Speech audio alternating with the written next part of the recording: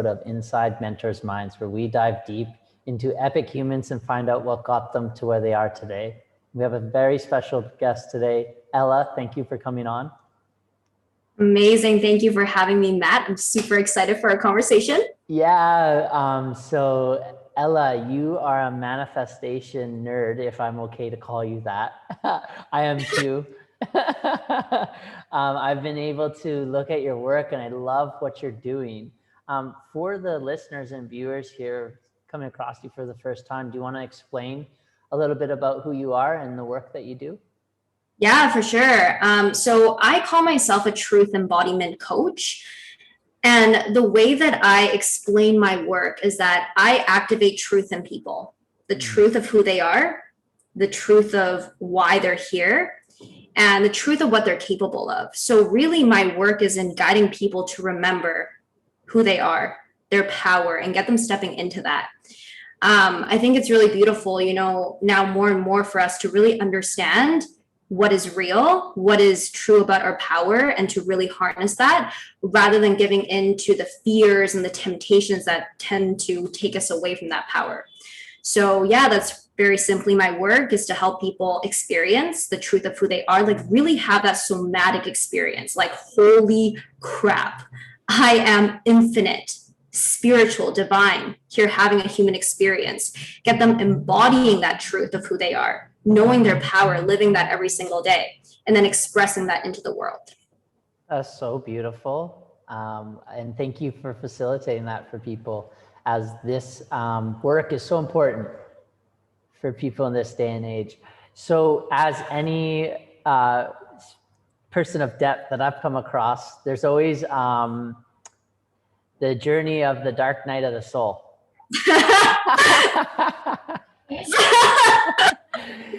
It's like these positive coping mechanisms that we've developed to help us keep that peace within us and develop this side of ourselves. Do you mind sharing? Like, I'm so curious, how did this all begin for you? Yeah, that's a really great question. I mean, I guess like the very beginning is that before my soul incarnated, there was some kind of agreement made that this was going to be the plan. In my human life, I was brought up in a very traditional Chinese upbringing. So the stereotypes are kind of accurate. You gotta get your straight A's. My oldest sister is a pharmacist. She married a doctor. My second sister's a nurse. And so all the pressure was on, you got to be a doctor or a lawyer, all that kind of stuff. But since a young age, I've already decided that, I wasn't going to be in the medical world. I knew I was a creative, ended up going to business school. And although I took a different turn than the rest of my sisters, I was still very much under the same pressures of, I got to perform, I got to prove myself. And in that very toxic masculine mentality of like, I got to hustle, I got to be more and more and more.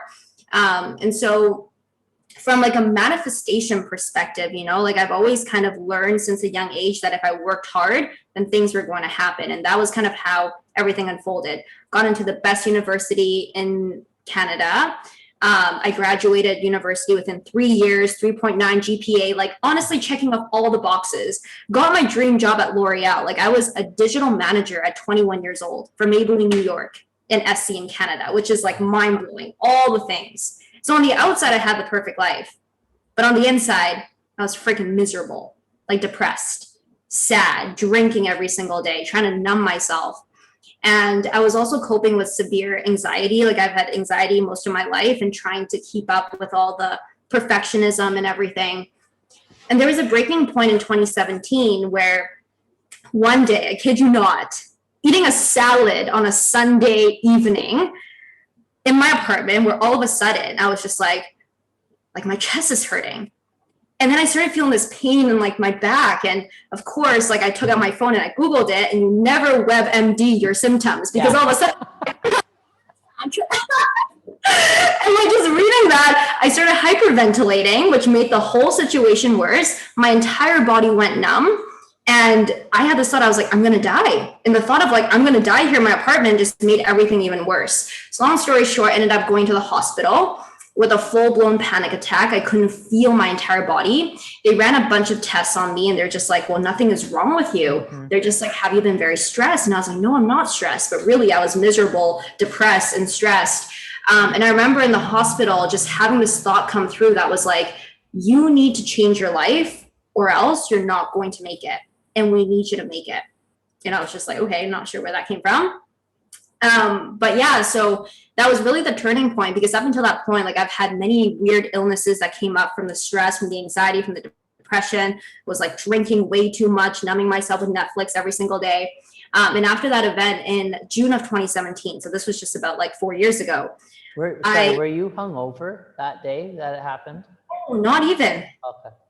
It was just like, because it was Sunday evening, so I was thinking about work the next day. So like all the stress was coming up, and I was just like eating a salad, but I guess like stressing out about work, and then all that whatever happened, and like chest pain, back pain, that I was having a heart attack. I was like, I'm only like 20 years old. Why am I having all the things? You were eating your salad and you found out you weren't eating a low-fat salad dressing. Just that, yeah. Yeah. And so, yeah, from that point, I, went on Amazon and I got myself, I remember the first like spiritual thing I ever bought was a diffuser. Got myself some eucalyptus. Oh, cool. Just sniffing that every single day. I was like, this makes it better. I fell down this rabbit hole of self-development, like got a few books. Like I really love the work of Gabby Bernstein. Like she helped me a lot during that initial phase of understanding, fear and love and like, faith and things like that. And yeah, from that point in 2017, I just dove straight into self-development, spirituality, not really understanding everything per se, but just like really feeling good, like reading this information, like something in my soul recognized this type of information. And, sometimes it's still a bit like, how did I get here? But it was like following one breadcrumb at a time. I then found NLP. That was really fascinating for me, like dove into the subconscious mind. I really started understanding the subconscious mind, subconscious patterns, and that blew my mind. And then a year later, I found Kundalini yoga. And that then kind of brought in more of the spiritual piece. So yeah, that's kind of how my journey, unfolded, was just like a lot of anxiety, stress, and pressure since a young age reached the breaking point 4 years ago, where it was just like, okay, you got to change something or else you're going to die. And then following one step at a time till now, I'm straight in my purpose. Wow. And so then that brings you to today with the work that you're facilitating. Would you say that what you're doing is helping people go through what you went through? Yeah, I think it's a part of it. Definitely, I've supported a lot of clients who are in unfulfilling jobs, shifting to something that is very activating for them. I think, yeah, like definitely my whole history and story around anxiety and fear and like fear of judgment, like literally fear of everything. Like I was the most fearful person you could ever find. Like a high school teacher once called me a worrywart, which is like the most unpleasant thing that you could call. But I worried about everything. And I think, that has definitely helped me a lot today in doing the work that I do, because when it comes to shifting past fears, anchoring into who you are, like I truly believe that if I can get to where I'm at today, anyone can, because I was literally the person who was terrified of everything. So yeah. That's so special. Congratulations on that transformation. So I'm curious, in your development of understanding like manifestation and some of the governing laws of our universe, did you, looking back to get you to your dream job before, did you start decoding like, oh my God, I was doing that and I didn't even know I was doing that? Yeah. So it was actually really wild, because since I was like 18 years old, I knew I wanted to work at L'Oreal, and I had like my vision board. I put out like the Glassdoor screenshot of the job that I wanted. I put down Maybelline. It was my favorite makeup brand. And yeah, like I started playing with it without really knowing. I was just like, these are the things that I want. So I'm going to look at it every single day. I'm going to like take the action towards it. And yeah, even the story of getting that dream job, it was like mind blowing. I was at this career fair that McGill was hosting, and like, I literally was like, okay, I shouldn't bother talking to the L'Oreal people because they're so busy all the time. But something inside of me was like, no, like talk to them, listening to the intuition. Went up there, I brought my laptop that day, ended up showing them like some videos that I created, and instantly was hired on the spot. Whoa. Yeah, like I was definitely playing with those laws without really understanding, but always just coming from a place of like what do I want, what do I desire, and knowing that it's possible for me. Wow, that's so special. So then, Yeah. did you have a phase of like unlearning once you got to this understanding, started reading the books? Can you talk to me about that? How was that process for you? Yeah, so unlearning, is there something that you're referring to specifically around unlearning? Well, I think like, because like what happens is like what I'm hearing is like you went through this transformation and Mhm. you're now becoming aware like, oh, like I did vision boards, like, but now that's actually a thing that I can do to get what I want.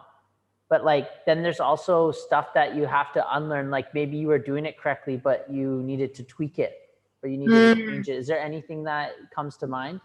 Absolutely. Yeah. I mean, the biggest thing I had to really unlearn was like, okay, there's like quite a few things. So I'm just going to like, okay, that is coming first into my head. The first thing was like unlearning where my desires come from. Because all my life, like I've always been really great at manifesting and creating, but it was always coming from a place of wanting to prove. So I Oof. wanted to manifest the dream job to prove that I was smart, to prove to my parents, like, hey, be proud of me. And that was actually the biggest thing, like up until the last half a year, you know, like I've been on many, many different unfoldings of my spiritual journey. But the biggest part has been truly learning how to desire from a place of like, it's because this is what my soul wants. Not because I need to prove to someone that I'm worthy. I'm not creating to prove to you that I'm good enough. I'm not creating to prove to you that I'm a creator. I create because it's what brings me joy. I create because it's what I desire to experience. That's been one of the greatest things. And I think it's, yeah, it's one of the things that, you know, when we talk about just law of attraction on a surface level, many people miss it. And so many people start to think about the manifestation process as a doing process. And not only do they kind of like miss the point by thinking that it's just a doing process, like what's the technique, what's the thing, but it's also coming from a place of ego, right? I'm creating to prove, I'm creating so that then I can feel good enough. I'm sorry, the Habs are playing tonight and they're winning, I guess, and there are fireworks outside. You hear that? They're going to the Stanley Cup, yay! So yeah, that's one of the biggest things that I had to unlearn. The other thing is that manifestation is, it's not a doing process, right? A lot of the times we think of what's the technique? Do I script more? Do I say my desires out loud more? Do I do more things? Do I like, what do I got to do to make it happen? But manifestation is truly a being process. Now, a being process doesn't mean that you don't do anything, but it means that your state of being and who you are is actually what is at the core of your magnetism. The doing is just the simple extension from the being. And so it's really important that when we think about manifestation, it's not about what you do, but it's about clearing the limiting subconscious programming that holds you back from being the person who is naturally a magnet for the things. And so that includes those beliefs of like, I'm not good enough, I can't have that, I'm unworthy. So that was also a really powerful shift for me, because in the past, I was great at manifesting, but from this place of like, I got to hustle, I got to do, I got to overwork. And the thing is that that paradigm works. It works, but it's just not the funnest way to get somewhere. So that was something else that I had to unlearn, is like, wait a minute, like what is that balance between the being actually getting into energetic alignment and then the action that I take? I still have to take the action, but it becomes a lot more easier. I don't have to stress about it. And then the third thing that has really been huge for me is also learning how to cultivate safety in my body to receive. Because before, it's like the idea of, well, this is so loud. It's like the idea of like, well, I want more people, I want more money, I want more this, more that. But it's like, can your body actually hold it? Because if your body doesn't feel safe in receiving the things that you want, not only will you A, self-sabotage, but B, even if you do receive it, it's going to be like hot potatoes, right? You're going to get it and then you're going to be like, oh, no, I can't. Oh, no, I can't. And your body's going to reject it. Or worse, your body is going to shut down because you cannot hold all the stress of what you're receiving.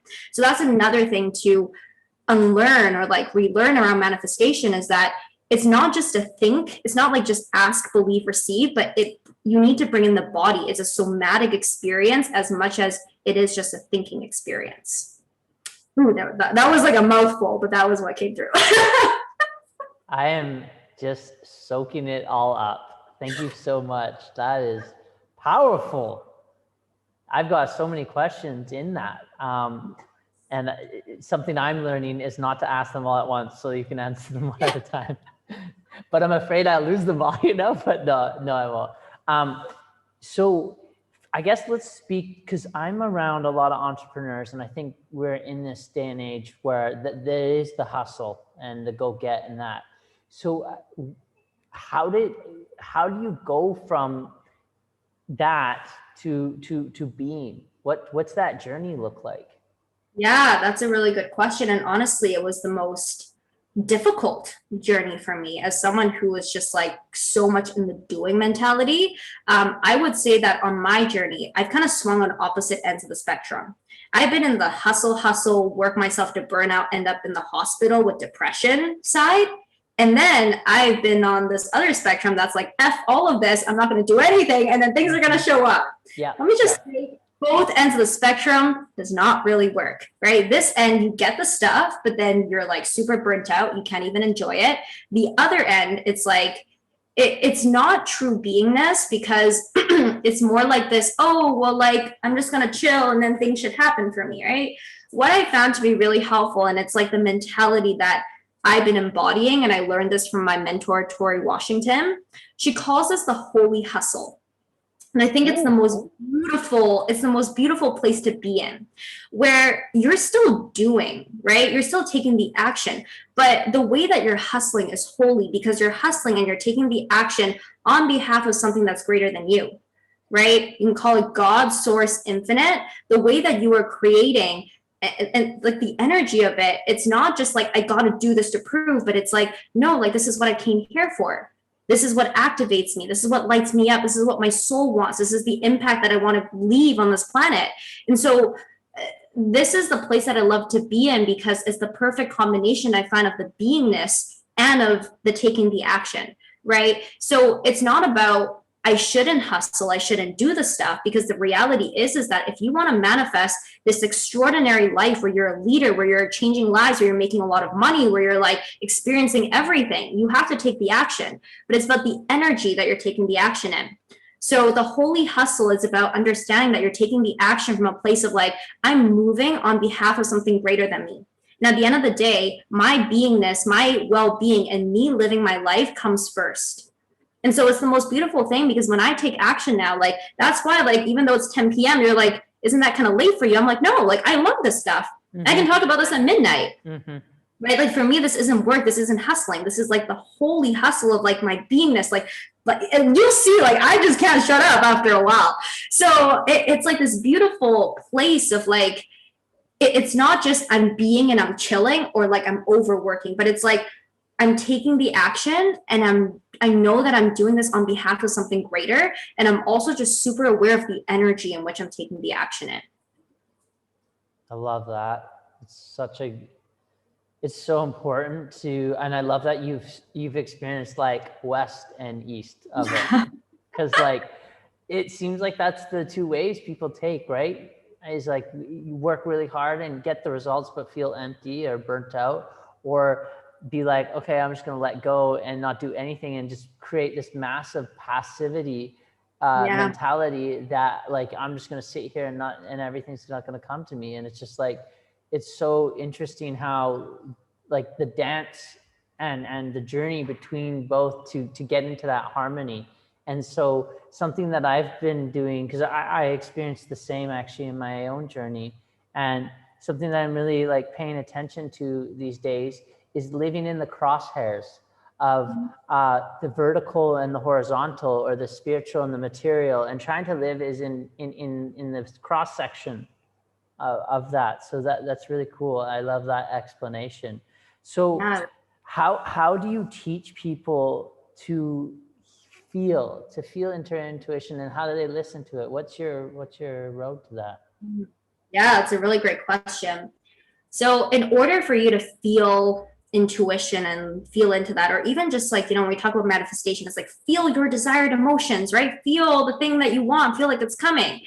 The caveat to that, like, it sounds easy enough, but the caveat to that is that if you want to feel the good stuff, if you want to feel your intuition, if you want to know how to like be in tune with yourself, then you must first need to learn how to feel everything, which is not often fun. Nope. So the way that I teach and I guide my clients, and this is the process that I've walked myself through so deeply in the past year, is developing a whole new relationship with your emotions and actually being aware of what you're feeling, not just being aware of it, but like allowing yourself to feel everything fully. Because a lot of the times, when we feel emotions like sadness, we're just like, ooh, like, I don't want to feel that. Like, oh, that's wrong. Or like, why am I feeling sad? Like, I got to get rid of it. I got to change it. I got to like do this tool, do this thing and like get out of it. But if you want to know how to feel into your intuition, if you want to know how to feel the things that you want, then you have to know how to feel everything and be okay with it. And develop that emotional intelligence where you can feel everything and know that you are not the emotion itself. Right? You are the consciousness that is having the experience of the emotion. So intuition is not so much of like a mental thing, to your point. It's about knowing in the body. And if you want to be connected to your body to feel your intuition, then you have to be connected to your body to feel every single emotion and to know how to cultivate safety within yourself to feel that. So a big thing that I work with my clients on is inner child healing. Right? Because usually what happens, why we cut off feeling emotions, is that as children, somehow along the way, we've learned that it's not safe to feel certain emotions, right? I don't want to feel sad because then I'm going to get in trouble. I don't want to feel ashamed because then I'm going to feel bad about myself, etc. And so it's about developing this whole new relationship where you welcome all of your emotions, where you love yourself through every single emotional experience, where you remember who you are and you anchor into that sense of true self as you experience your emotion. And when you make that into your daily practice, listening to your intuition becomes so much easier because you've built that connection with your body. But we can't hear intuition when we're unwilling to feel our emotions, right? So that's the biggest piece, I would say, is really learning how to feel everything and knowing that it's okay if we have the bad days, the sad days, the painful days. If you want to hold, like this code that came through for me when I was teaching in my program, Light Up and Manifest, is like the degree to which you can hold the uncomfortable emotions become the degree to which you can hold everything that you desire. That includes like everything. You can't just be like, I just want the good. I just want to be intuitive. I just want to feel the good things. You have to know how to feel everything. So yeah, that's a huge part of my work and like what I'm so passionate about and what has truly like changed my life. Like a year ago, I was not like this because I had zero emotional intelligence still. I was like, oh, I can't feel bad. I can't feel sad. I can't feel stressed. But this whole healing journey of welcoming all emotions, changing the relationship with it, healing my inner child, and learning how to love myself and keep myself safe through all the different emotional experiences has really allowed me to drop deeper into my body. And then also, as a result of that, connect more with my intuition. Wow. Man, when you speak, it takes me a moment to just digest it all. There's so much in there. So powerful. Yeah, I don't get to come across too many humans, you know what I mean? I don't get to have too many of these types of arenas, because it's like, what I admire about you is like, you have like this beautiful intellect, but then there's like this actual emotional aspect of yourself too. So I feel that the head and the heart are very connected. So it creates this like magic that's coming out of your mouth, and then the energy too.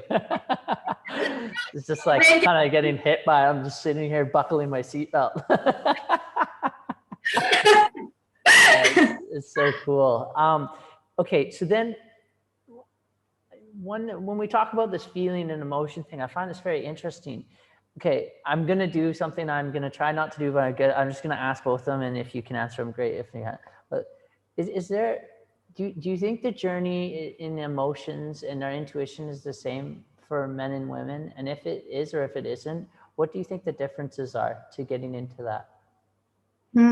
Is the journey the same for men and women? From your observation. For the most part, I would say it is. Obviously, I think in general, it's just hard to say. It's hard to even say like for men and women because every person's story, their past, what they have gone through will definitely influence that. But for the most part, yeah, I think it is relatively similar. It really comes down to, I would say, first of all, understanding, having the awareness of where your relationship has been with your emotions, and then just beginning to create that safety within yourself to feel all emotions, which is going to be the same across men and women. But yeah, that's a really good question that I haven't really noticed too much because within my work, I mostly work with women. So yeah.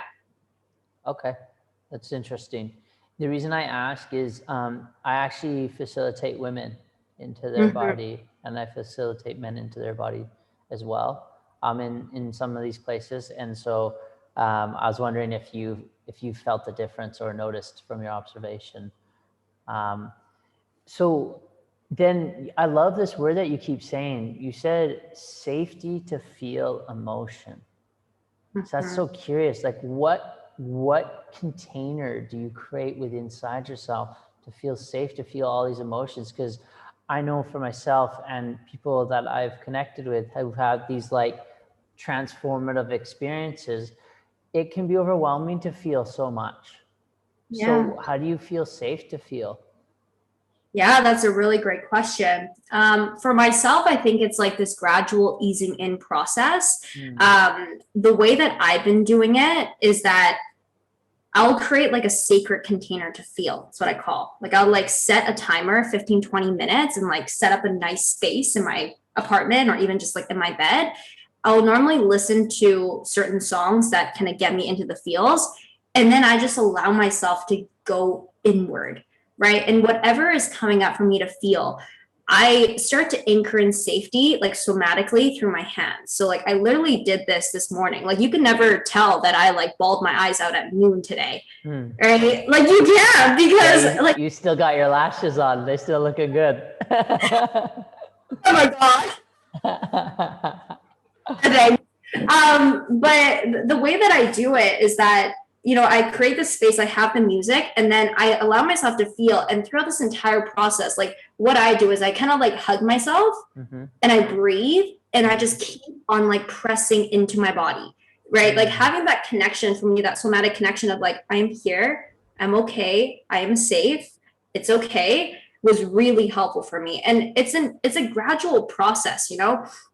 I think it's really important when we approach this, like feeling your emotions, because, you know, feeling your emotions is more of like a feminine thing. You know, we would classify the emotions and things like that as feminine. What's really important is that we become aware of when we try to bring in like a masculine approach to it. It's like, I want to do this right. How to make sure I'm like creating safety correctly, right? Just really allowing this to be like what feels good for you in that moment, right? Like for me, it's like touching myself and holding myself and saying to myself, it's going to be okay. It's going to be okay. It's going to be okay. For someone else, it might be different. Yeah, I would say it's just like really listening to your body, listening to yourself, and inviting your inner child out for a conversation. This is what I do. Like I have it here, actually right here. I'll show you. This is my favorite little photo of baby Ella. Oh, are you being what are you doing there? Cute insect. You're connecting to the ether. But I brought her into many feeling journeys, right? And like, oh, that's so cool. No, like I tune into her and I'm just like, hey, like, what do you need? Like, what do you want? And through that, like, I create the safety with her, because when I'm creating safety, it's safety for her, right? When I'm freaking out, it's her who's freaking out inside of me. So bridging that connection has been so helpful, because now I have this like integrated relationship with my inner child. It doesn't mean that I don't have moments of fear or doubt, but it just means that I know how to have a conversation with her. I know how to make her feel safe, even when those moments come up. So this is also really helpful, is like printing out a photo of a younger version of you, or if you can just connect to that you, like through your body, through your mind, that works as well. But bringing them into the picture and asking them like, what do you need? What do you desire? Because the reality is that many of us weren't asked that growing up. we weren't able to voice that or have that be responded to. Wow. I've never heard of that before, but I can feel how powerful that would be to create this container and then have the picture of you. So you're anchored, so you got a visual. So then it's like, okay, when I enter this space now, like with NLP, right now I've anchored myself. I see my younger self. It's that who is needing love or needs to feel or needs some sort of support. So let's get into it. Let's start. Yeah. Feeling. Yeah. And I think the beauty of that too is that automatically puts you in a more empowered state, right? Because you now become the person who's able to provide that love and provide that safety. So you're not the person who's like, oh, I need the fixing, I need to get out of this. You're like, no, like there's just like a part of me that needs more love and I get to give that to myself.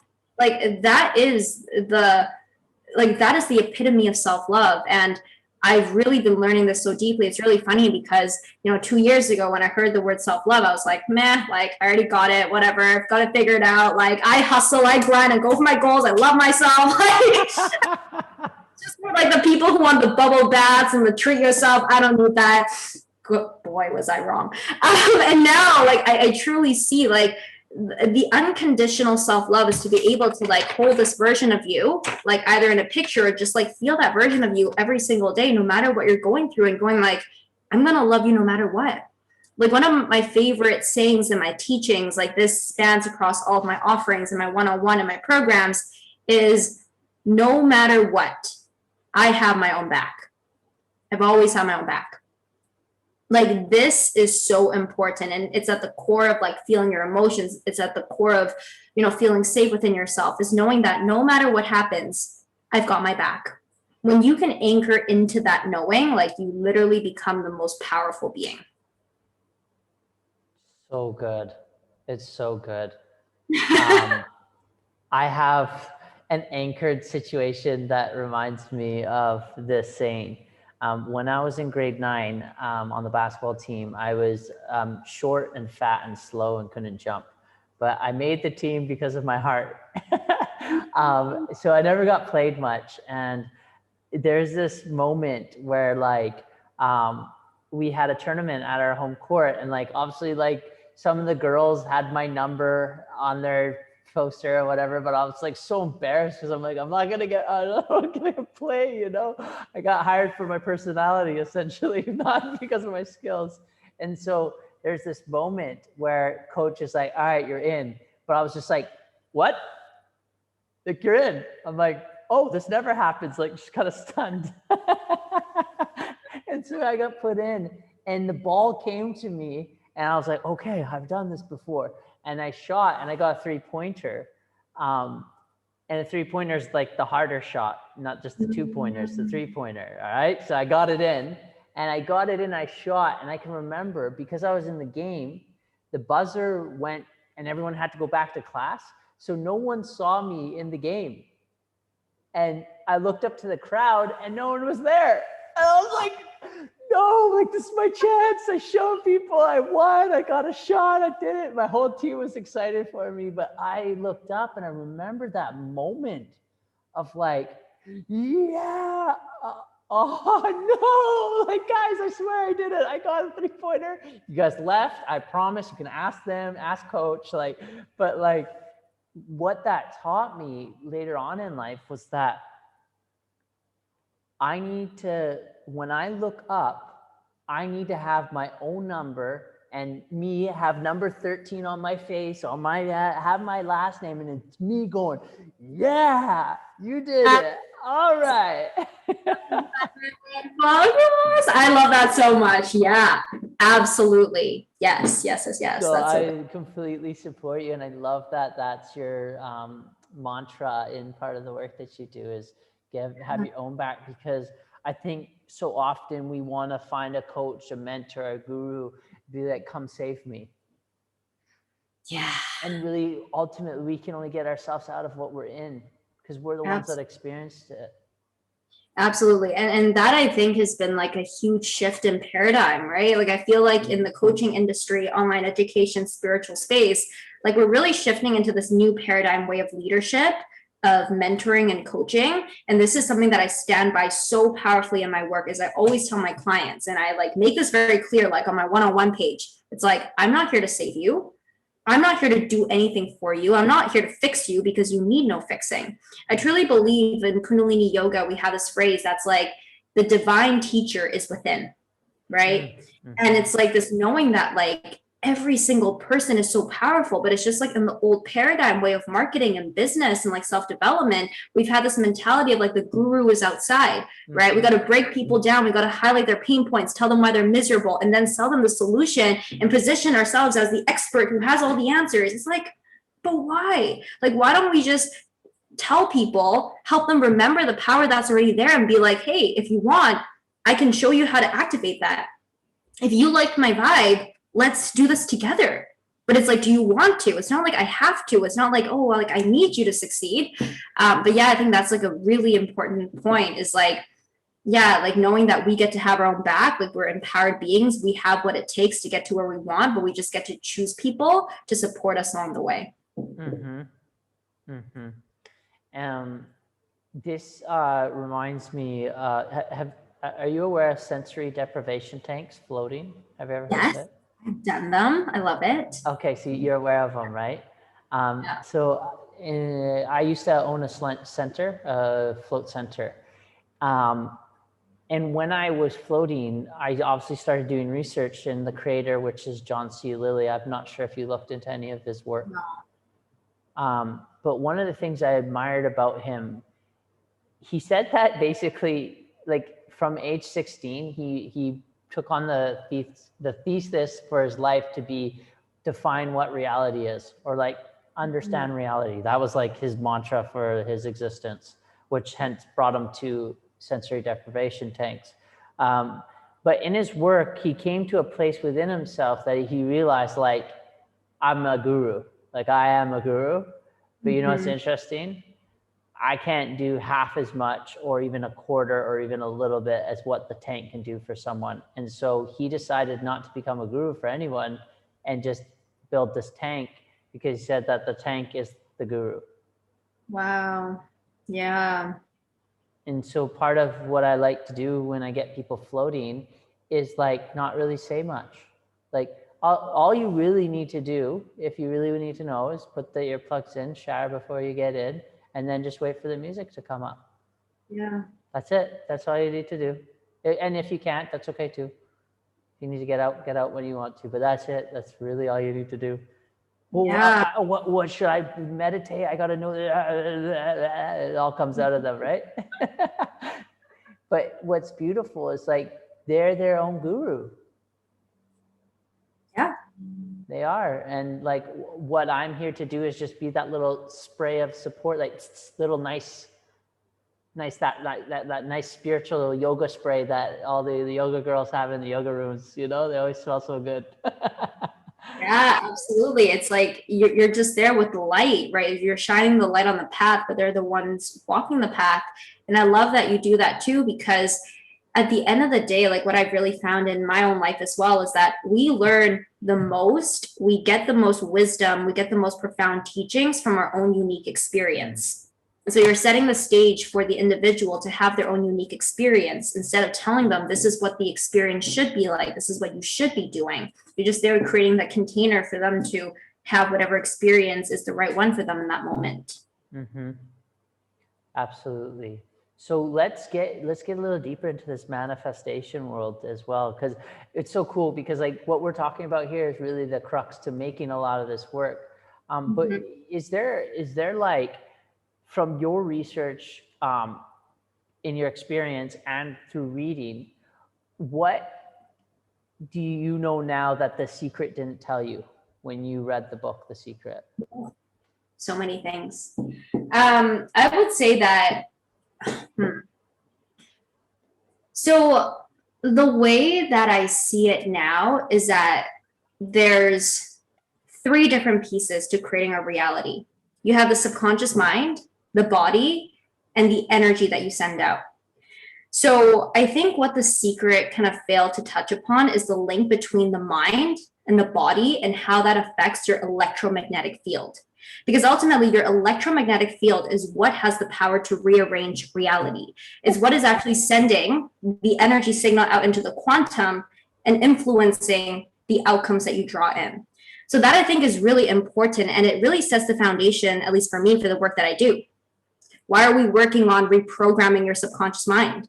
Why are we working on connecting you to your body? Because that together is going to affect your energetic projection. It's going to affect your electromagnetic field.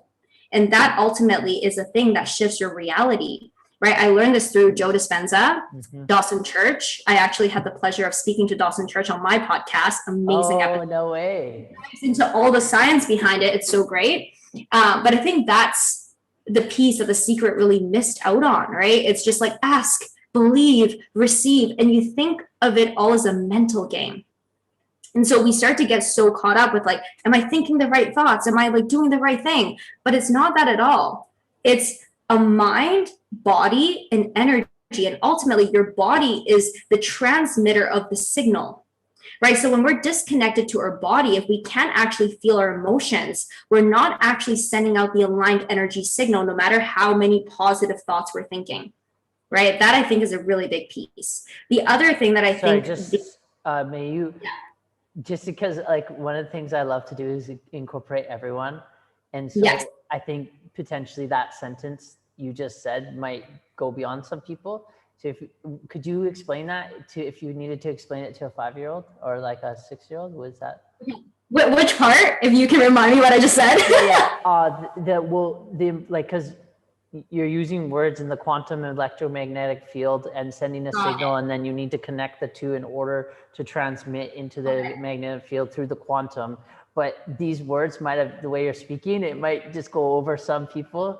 And I just, that's so powerful what you just said. So I want to make sure people understand that, because that's like a big missing point in The Secret. Yeah, so I'll explain it. I'll explain it in this way. So how is reality created, right? Like there's so many different theories, and like through the research that I've done, a lot of the books that I've read and the things that I've dove into is that there's this realm in which we call the quantum realm, the quantum field, right? This could also be called just like the universe. That's what we often call like, oh, I'm manifesting through the universe. But really it's like scientifically, it's the realm of the quantum where infinite possibilities exist. Infinite possibilities exist. The way in which we select a possibility is through the energetic signal that we send out, right? And this energetic signal is based off of essentially how we feel about something. So could it be like your sadness, your anger, how in those feelings?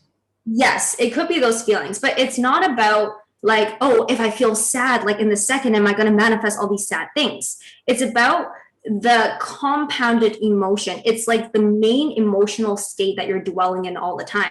If you feel sad, but you allow yourself to feel through the sadness and you're shifting through your emotions, that's totally cool. It's not like if I feel sad, I'm going to manifest all these bad things. It's not like that, but it's like the predominant emotional state that you live in, right? So basically who we are being, right? The energy that we're in on a regular basis, this energy creates what is called the electromagnetic field, which is like this invisible energy field around our body. Our energetic field, or electromagnetic field, is created through the synchronization between your brain and your heart, right? So there's electromagnetism in your brain and your heart. And so what happens is like you can literally imagine like there's this magnetic field around you. So you are literally a walking magnet with the power to rearrange reality and pull things into your experience. So then the question is, okay, how do we influence this electromagnetism? If I have this magnetism, how do I actually determine the things that I'm drawing in? So what happens is that you have your subconscious mind, you have your mind, the things that you're thinking, and then you have your body, right? So what you are thinking in your subconscious mind, your beliefs about yourself, your sense of identity, right? The memories that you've had in the past, the way that essentially like your predominant values and beliefs. This shapes the way that you perceive things that go on in your reality, right? Let's say you have a belief about yourself that I'm not good enough, right? When things happen, you're going to perceive those things through the lens of I'm not good enough. Mm-hmm. What happens if you constantly perceive things through the lens of I'm not good enough? How do you feel in your body? Likely disempowered, sad, frustrated, right? This is that mind-body connection. The more you feel that way, the more your body's going to take on the somatic expression of that. And that together is going to affect the energy. It's going to affect how you feel, right? That then becomes the predominant energy that you're projecting out. From that place of feeling disempowered, right? How do you take action? You're likely not going to be consistently taking action, right? And therefore, if you're not consistently taking action, you're likely not going to get the results that you desire. This is kind of like the more material 3D explanation, right? Okay, if I'm feeling bad, then I'm not going to do the thing and I'm not going to get the result, right? Your beliefs influence your thoughts, influence your feelings, influence your body, and influence the actions that you take and influence your results. Simple, like common sense. Then you have the energetic sphere. This is where the secret kind of misses out on this, right? How you feel in your body affects the energy that you put out. And so if you're constantly in the emotions of contraction, of sadness, of disempowerment, and you're constantly feeling that, you could be saying all the positive affirmations in the world. You could be scripting your desired reality. You could be doing all the right ask, believe, receive things. But if your feeling in your body is, I'm not good enough, I can't have this, I'm sad, I'm frustrated, I'm disempowered, then that is the energy that you're sending out into the quantum realm. And that energy that you're sending out through your feeling, transmit it through your body, that is actually what is influencing the outcomes that you're drawing in to your reality. It's not what you say you want. It's not what you say is possible. It's not what you think, but it's really what you feel and the energy of that. And there's so many different research studies that have shown how, our electromagnetic field can rearrange reality. The way that you can think about this is almost like you put a metal bar in like a pile of like iron shavings. You know how when you put it in, it kind of rearranges like different shapes and things like that? That's literally what happens. So yeah, I think the whole connection piece between how the subconscious mind interacts with the body and then interacts with the energy projection, this is a huge part that is missed out in The Secret, because in The Secret, it's such a mental game. It's such like a, just think the thing and then you feel it, but the feeling, we've never really explored feeling the emotion in the body, right? We're just like, okay, I think about it, I kind of feel it, and then it should show up, but there's so much more to that. Wow. So well put. And thank you so much for redirecting your thought there, because you're in a beautiful space, but I'm just like a man of the people. So I really love to make sure. Thank you for catching me in that too. Sometimes I just get like so into it. Well, here's the difference, right? If it's just you and I talking at a coffee table, that's a total different animal, but I'm also considering the audience. So the reason I know this is because I'm having to express and talk to my clients, and I'm sure you do too as well. So then it's like, yeah, a big thing is like, I always embody like, please, if I'm saying a word you don't understand or there's something I'm expressing, I'd rather you understand it than like feel like ashamed that you don't understand and you're nodding your head and you get it. So that is such a powerful explanation of what The Secret didn't explain. That is so powerful. It is so true. They didn't go into this. Something I'm thinking of when you're expressing this too, it's almost The Secret leads us to like I like how you were touching your head. You're like, think, because it almost makes us not feel good by having to think that hard. Because it's thinking without feeling. Even though I think they do touch on it, but in the place that you're talking, you're getting like to the Joe Dispenza, Dawson Church science back. Electromagnetic field connected to the quantum is so powerful. What is there anything else that comes to your channeling that The Secret doesn't touch upon, or even Think and Grow Rich? Yeah, well, I mean, the other thing is honestly addressing the concept of privilege and different backgrounds that people come from. Right? I think that's another really big piece, is understanding that manifestation is not the same for everyone. It's not the same for someone with lighter skin versus someone with darker skin. Right? I think that's another thing that I've been learning over the past year as I'm, diving into anti-racism work and really understanding the concept of privilege, is like, how do we actually teach manifestation and speak about manifestation from the place of understanding that people come from different backgrounds, from different levels of privilege. That's also something that is completely missed, where it's just like everybody starts on equal ground, right? People carry different trauma, different lineage things, like, based on like generations and generations. And that is what needs to be addressed. And so much of that trauma, like, I've been clearing this out for myself. Like, I'm the black sheep of the family who's like clearing out generational trauma here. Exactly. So you can relate. It's like, this is the work that needs to be done in the body. And I think the biggest thing, like, and still, like, I cleared out so much of this from myself, but still it lingers sometimes, is that when people feel like, I followed the secret, but it didn't work for me, there must be something wrong. I'm doing something wrong. This doesn't work for me. That's not true at all. It's just that we come from different backgrounds. We have different things that we need to clear out. So I think what's really important is that we address manifestation from this understanding of everybody starting at different grounds. And there are different things that we need to heal in order to manifest and create, right? Like, I think just understanding that there are nuances in that is really important. The other thing that I think that the secret has missed out on, and I would say that overall in like the mainstream manifestation talk has kind of missed out on, is the understanding, like I mentioned earlier, the understanding of the desire itself. Like, why do we want something?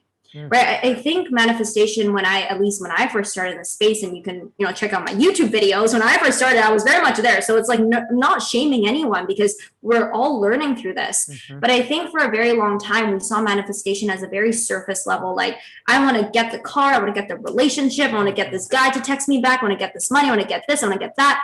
And we use it, like I said, to prove something about ourselves, right? And we use it as a way to validate my worthiness. If I can create this, and that means I'm good enough. If I want this thing and it hasn't showed up, then I'm not good enough. And I think that defeats the entire purpose of trying to create, or creating in general.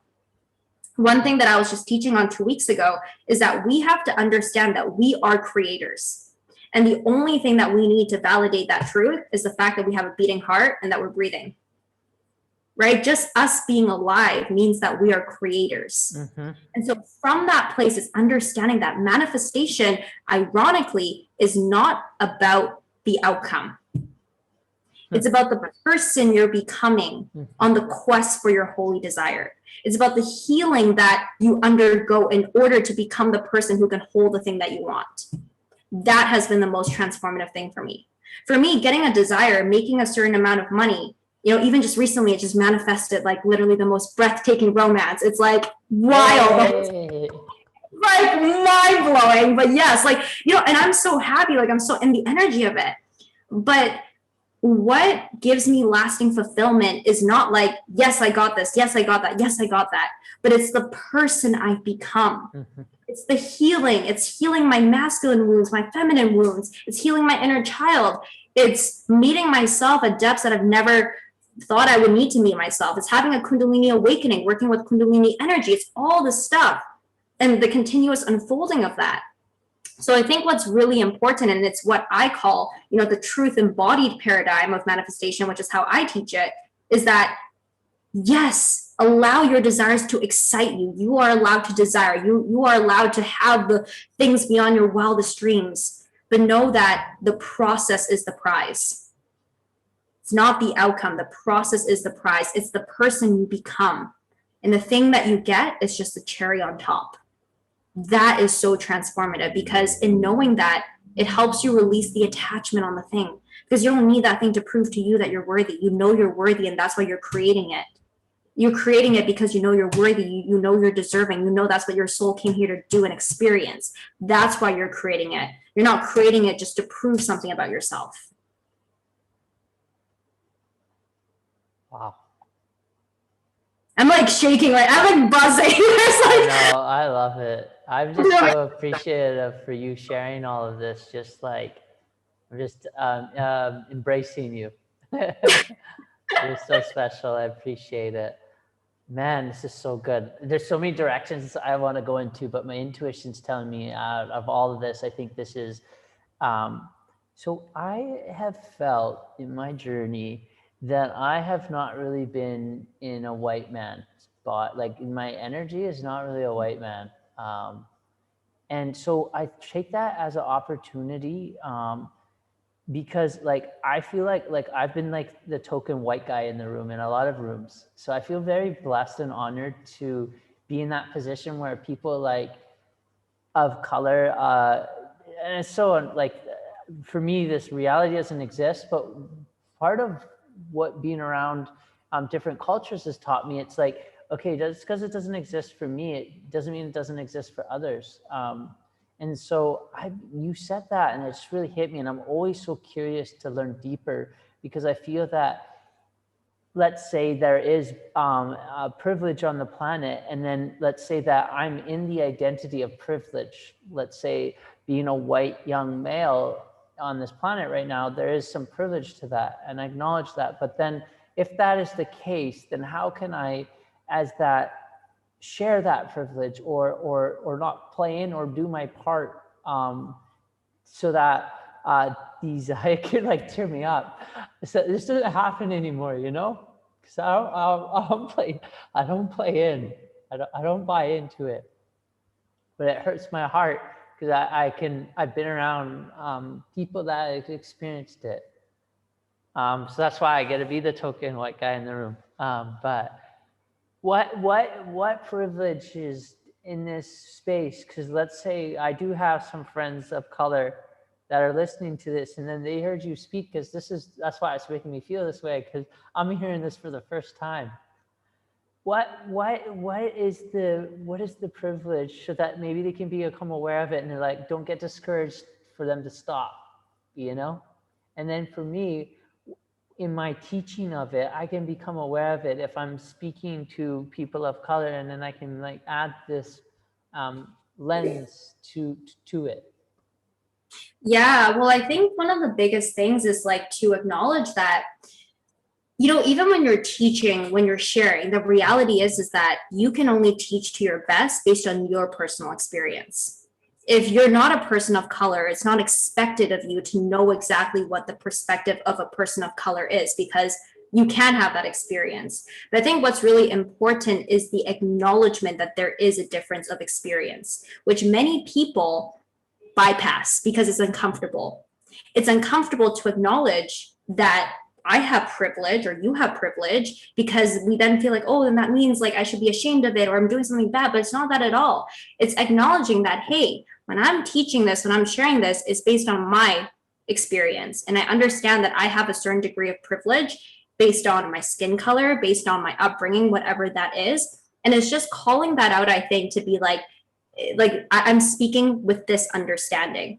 The other thing that I think is important is just inviting in different perspectives, right? So learning from different people, understanding their perspectives. So learning from people of color, inviting them into your containers as well, will just really help you to understand different perspectives when it comes to their experience, even beyond manifestation. I think. How does it specifically, like in your experience, let's say like how does, because you're like, I love that you say like we all don't start out equal, right? And so how I try to look at all of us on the planet is like we're all trees growing in a forest, different rates at different heights, but at the end of the day we're all connected and we're all using the soil, and some of us are taller than others. That's okay. But I'd be curious to know specifically what are some of the differences. Let's say you and I are reading the same book, Think and Grow Rich, The Secret. We're learning, you and I get the exact same information, but then we go out into the world. What's the difference between you and I as we use this information from your experience? Well, it's like, for example, let's just talk about gender even. Sure. As a man, right? As a man, there are certain things that will come easier for you than for me, right? Let's say at a job, just instantly manifesting a job, let's say. Okay. If I were to show up instantly, there would already be a perception of you as a white male, that perhaps you're more capable, that perhaps you're more whatever it is, than a small, tiny Asian woman. It's just like small things like that, that I think that, you know, when we think that, okay, everyone is on equal playing ground, when we manifest a job, we do the same thing. It's like we can all do the best that we can in the process, but I think it's just acknowledging the fact that biases exist. There are systems that exist that prioritize and benefit certain groups of people more than others. And I think it's something that, you know, more and more we're all actively doing our part to dismantle the system. So it's not about necessarily one person needing to bear the solution to fix all of it, but I think it's about each of us knowing, acknowledging the privilege that we have, speaking up for people who don't have the same privileges when there's the opportunity to. And just as we're sharing our experience, being very aware to be like, this is my experience. I'm not saying that this is the same experience for everyone. I think that's the most important part, is just like really highlighting the awareness of it. I love that. Thank you. And thank you for going into this space with me, because like I love going into spaces that people don't want to go into, because I think that's where I've healed the most. Well, absolutely. And even for me, like it was a big learning experience for me in the past year, because, you know, in this conversation, to be honest, like as an Asian woman, I felt very lost in like the mix and like the fear, you know, all my life, like I've been taught like, stay quiet, like go under the radar. That's the upbringing. That's like my cultural conditioning, right? Because it's like, you know, just go under the radar. Don't highlight the fact that you're different. We can maybe blend in, maybe we won't get picked out as much. And it was like a lot of stuff that I personally had to unpack and really stand my ground to be like, no, like I'm also a person of color. And I think the hat's just won, everyone's honking. And really just, you know, speaking up for things that in the past I would have been afraid of. And yeah, acknowledging that I also hold a certain degree of privilege in society. And so how can I do my part to educate myself? How can I do my part to stand up for other groups? How can I do my part to anchor in this new way of leadership that really addresses and considers the different backgrounds that people have and doesn't just group everyone into the same group? And if some people aren't succeeding as fast as others, it's like, well, it's because you didn't work hard enough. It's because you didn't do the thing right. That's not true at all. And I think that's where it gets problematic, is when people, especially people of color, think that, well, there's something wrong with me. I'm doing all the things that these people are doing, but I'm not getting the same results. But it's like beyond just what you're doing, there are systems, the societal structure that just makes it easier for some other people than others. And it's something that we need to address. And yeah, it's not a comfortable conversation. Like even for me, like I was just like, oh my gosh, it's like really, you know, like triggering everything I've been taught my entire life. Like, don't go there, don't talk about this, just hide. So yeah, I totally know what you mean. Thank you so much.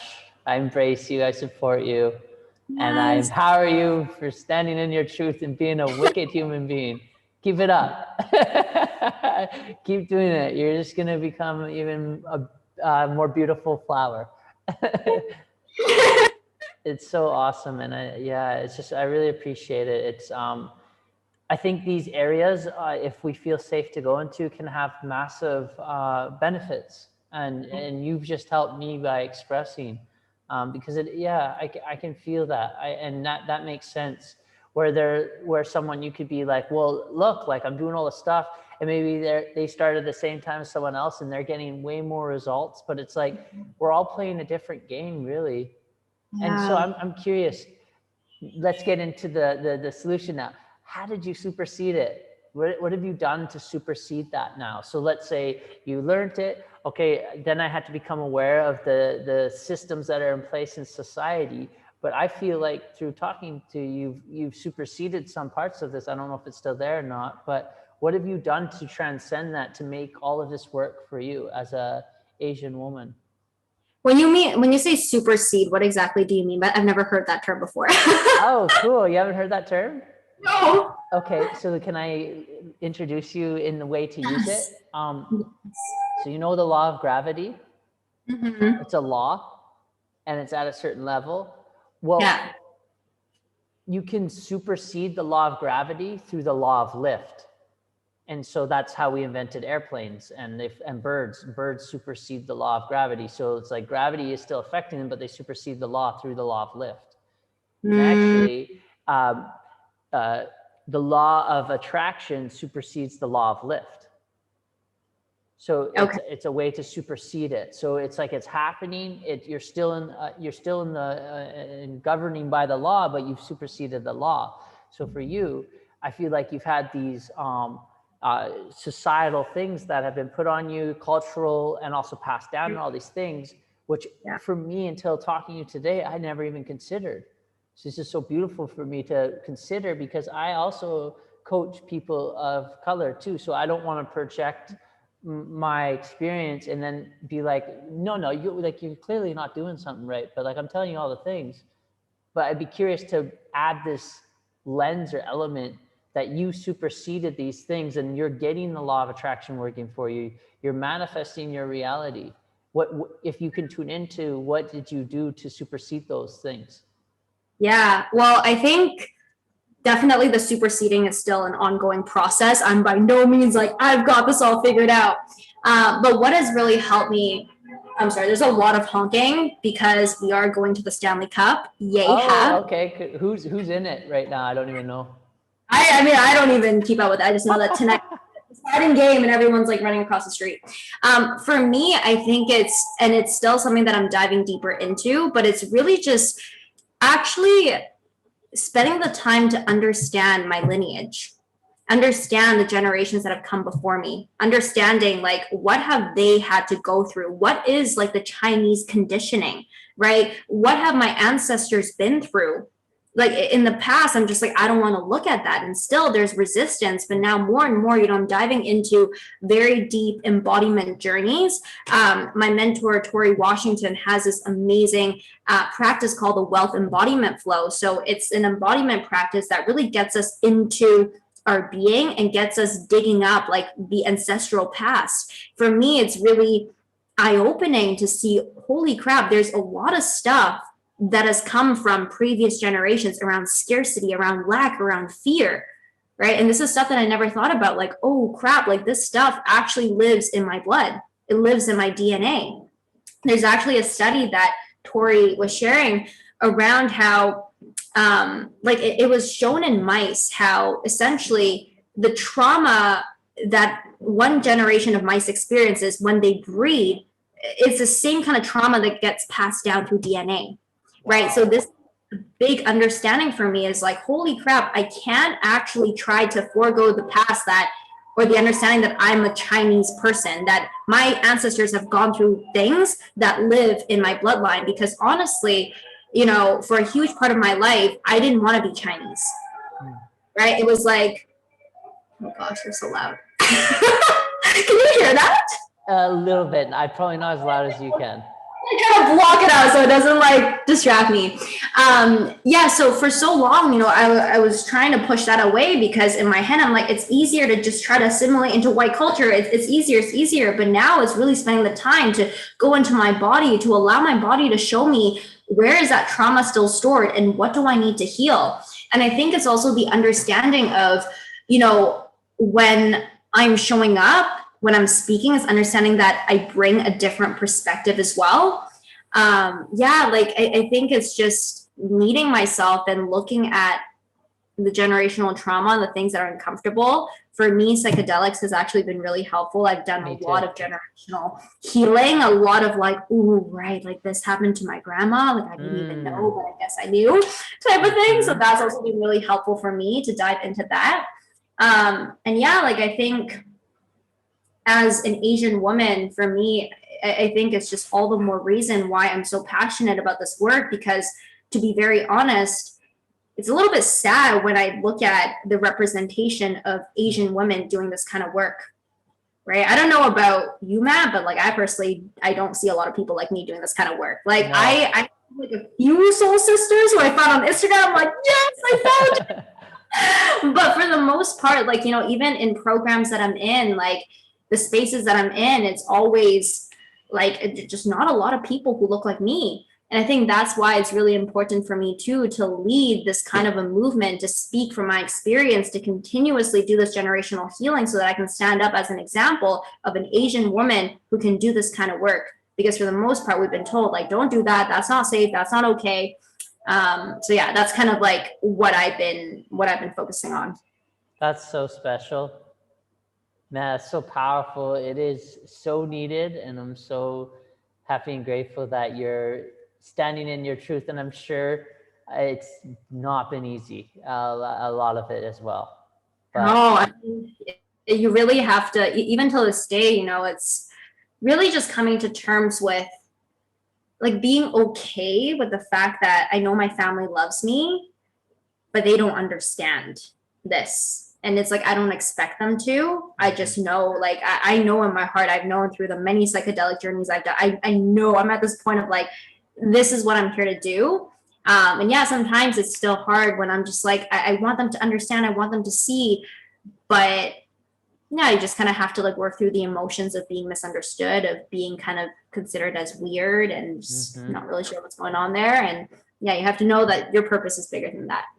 I love it. And I'm sure intrinsically you're constantly rewarded. So it's like, although outsiders may not fully catching up, it's like inside at least it's warm and validation and feels good in there. Yeah. It's nice. Yeah.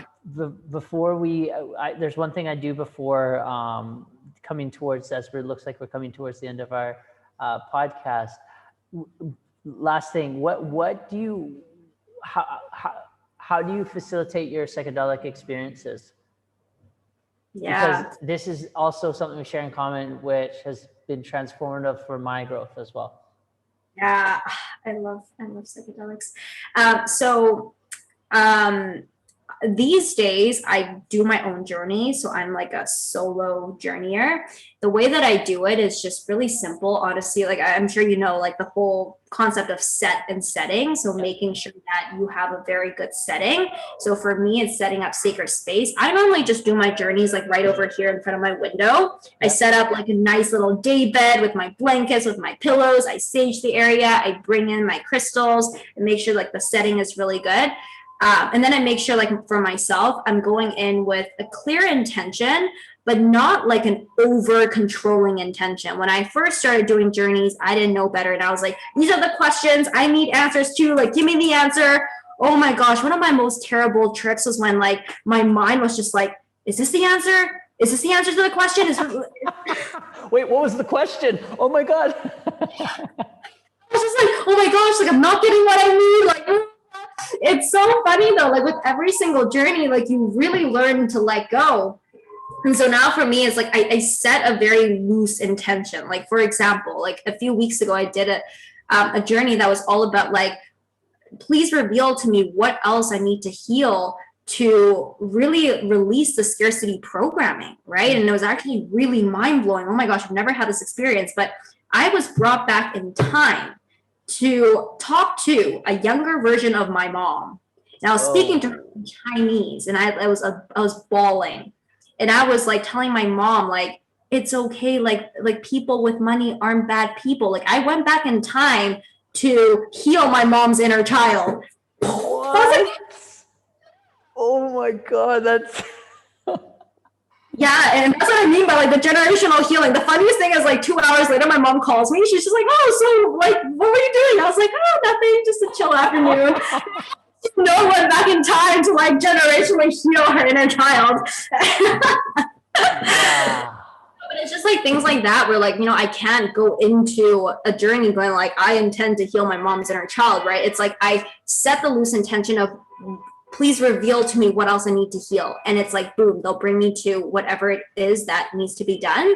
So yeah, that's how I basically set up the journeys. I always curate like a very nice playlist that has a combination of healing music, activating music, and like the music just very much guides the journey that I'm in. So it's really important that I have like the right frequencies for that. You know, having plenty of water nearby, letting a friend know that I'm going to be off into the space so that they can think that I'm okay. But yeah, for the most part, I really enjoy doing it by myself just to like really be in my own space and have that space to express and feel safe to allow whatever to come up. But yeah, like psychedelics have been so powerful in my healing journey because what happens in those journeys, it's like, it's remembered. even becoming a truth embodiment coach, like I had the purest experience of truth, of God, of source through a psychedelic journey. It's one of those experiences that it's hard to put into words because it's not meant for the senses, but it's like once you feel something, you're just like, this is truth for me, and there's no one else who can tell me otherwise. So yeah, it's been such a pivotal part of my transformation journey. I love it. And I love that you're just open to talk about it, because that's a big component what I love to do too. It's so interesting how sometimes we have to feel like almost feel ashamed of talking about the number one thing that has like really played a part in my healing, It's like I just blatantly talk about it to whoever I can, just because like I just don't want to hide something that's benefited me so much. Yeah, no, it's so true. And I find it to be just so rewarding in me talking about it, even to my clients, and then having them go through their own experiences. They're just like, holy crap, so glad that you told me about your experience. Because I think there's also, there's so much stigma around psychedelics that it's like, ooh, like, is this actually good or bad? But when it's someone that you trust and like, you can feel the energy when someone is speaking from experience, and you can just feel how it has transformed them, that instantly shows you what's possible for you with that kind of medicine. I love it. Thank you so much. So we're coming towards the end of the podcast, and what I do with all my guests, I ask them, just 3 questions. So first of all, what is other than the Instagram, YouTube, and the basic search engine apps, what is your favorite app on your phone? Ooh, that's a good question.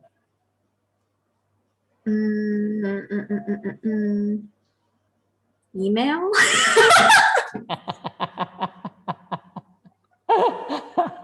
Gmail, you got me. I didn't say not that one either.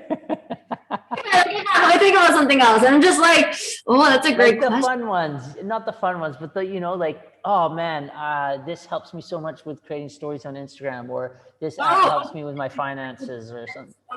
Okay, yeah. So I actually love, now they say that, Motion Leap, my fave. Motion Leap. Yeah, Motion Leap is a really great app that allows you to create animated graphics. So a part of my multidimensional expression is that I'm also like a digital artist. So I'll show you actually through Zoom here. You can probably see one of these pieces that I make. Motion Leap is an app that helps you animate still images. So you can add like this animated element, whether it's like stars, sparkles, or like clouds, or like changing skies. But here, I'll show you an example. It's so good. So here's actually, you get a little sneak peek of the graphic from my new program. I don't know if you can see this, but you see how they're... Oh, wow. You're doing that all on the app? And there's butterflies flying? Yeah, the butterflies flying I added. You can't really see it here, but like the water's moving. There's also like these like bouquet, there's leaves and things like that. Oh, that's cool. Related here. Yeah, and there's also just kind of like overall like this light flash. So I designed these collages in Photoshop, and I put it in Motion Leap to add just like a touch of life to it. Like you've got the butterflies, you've got like the gentle moving waves in the back, and you've got like the light leaps and things like that. So yeah, I use these to create all the graphics for my programs. I'm really about creating like fully immersive experiences in everything that I do. So this is one of my favorite apps for it. Cool. That's so awesome. I'm going to look into it. What's your most gifted book? Most gifted book. So like a book that people have gotten me the most? No, that you love giving out, that you're like, you've given out to this person, that person, maybe clients or your Light is the New Black. By Rebecca Campbell. I'll show you this. This book transformed my life. This is the book that is so funny because it's still, the teachings in this book have evolved a lot to like kind of encapsulate a lot of what I teach as well. Light is the New Black. Okay. Rebecca Campbell. It's one of the books that was recommended to me on Amazon in 2017 after the whole hospital fiasco. Mm-hmm. It was really funny because I remember reading this book within 3 days and telling a friend of mine, I was like, this book is so good. Like I can't explain why, but it is so good. And now I understand because this book just activated my soul. The first line in the back here says, follow what lights you up and you'll light up the world. And Yeah, just living by this philosophy is what birthed my entire brand and everything that I do. So Oh, that's awesome. yeah, and like it's just written super poetically, like short little phrases and things like that. Like this one says, "The world needs you cracked open." Like it's really good. Like I So it's just highly like is it just a book with like kind of like, is it kind of like a 365 read page kind of thing, or how does? no. So I mean, you can read it like from cover to cover. She also recommends if you want to, you can like use it Yeah. as an oracle. Like, what do I need to know today? Nice. Yes, yes, yes. But yeah, it's like it's just so beautiful. Like permission granted, permission granted. Go ahead, please pass go, start, begin. Here's the ticket. It's time. We've been waiting. Welcome. Please proceed. Take a seat. Go do. Please progress. It's like all these like short things that like speak to the soul. You're just like, this is so simple, but like I just needed that. So yeah, I love this book. I buy it for clients, friends, her Oracle card deck. I gift to all of my clients. So highly recommend. Okay, that's cool. I'm gonna look into that. Yeah. And finally, let's say in the busiest street in Montreal, you could put a billboard up, and on that billboard, it can say a quote or like 2 to 3 sentences, and it can get this message out to a lot of people daily. What would that say? Ooh.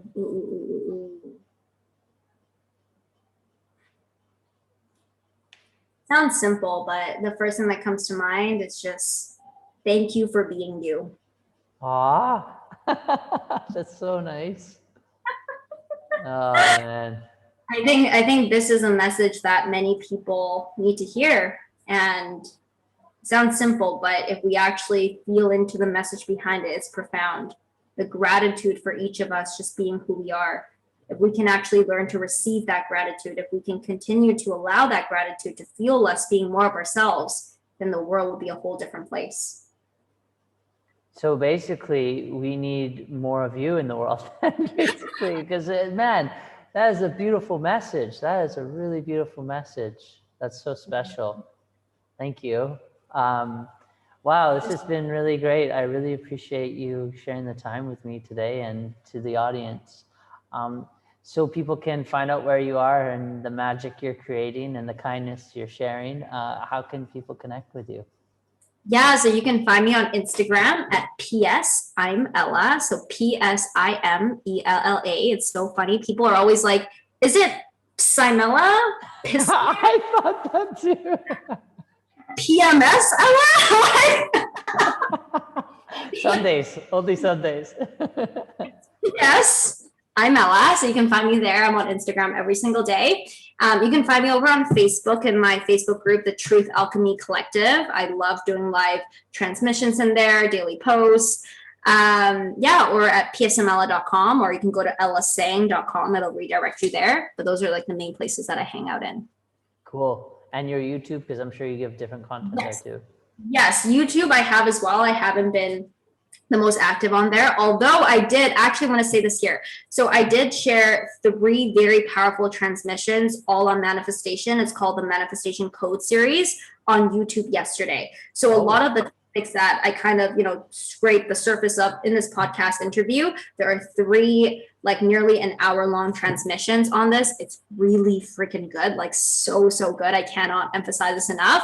And it's free on my YouTube channel. So if you want to check it out, you can go to YouTube.com/C/PSIMELLA, and then you'll be able to check that out on my channel.